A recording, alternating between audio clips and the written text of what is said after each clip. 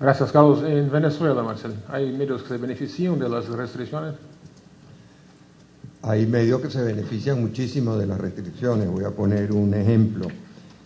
Un periódico con una circulación de menos de 10.000 ejemplares diarios, de 40 páginas, puede tener 20 páginas impares a color de propaganda del gobierno.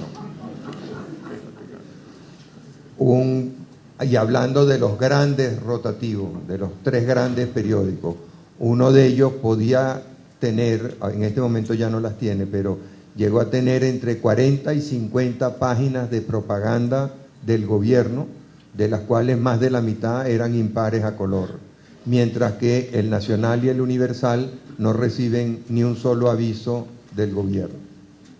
En el caso de la televisión es lo mismo, nosotros no recibíamos ni un centavo de publicidad del gobierno cuando éramos televisión abierta.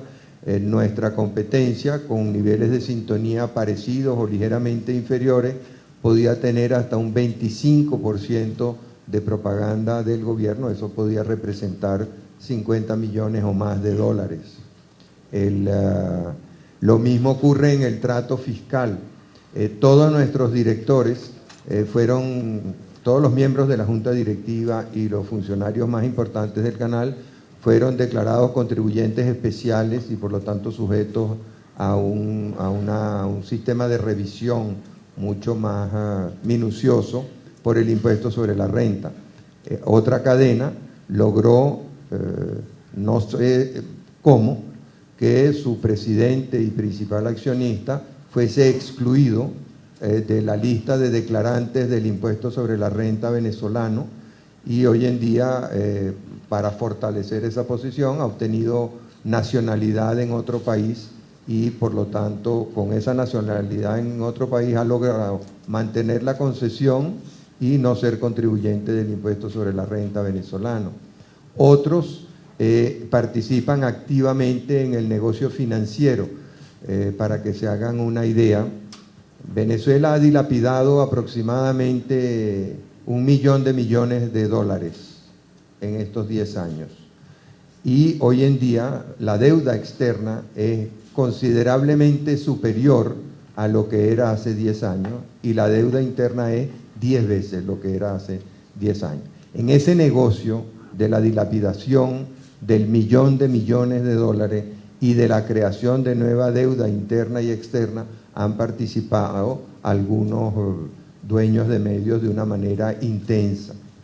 Y lo mismo en otros pequeños negocios con el gobierno, en el campo de la minería, en el campo del petróleo, en el campo de las importaciones. Venezuela hoy en día importa más que nunca de otros países.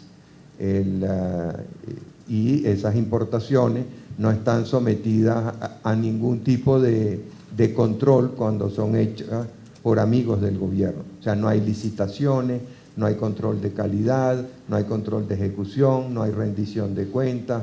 Casi todas se hacen a precios muy distintos a los precios por los cuales fueron contratados. Siempre hay sobreprecios, revisiones de los contratos. De manera que sí.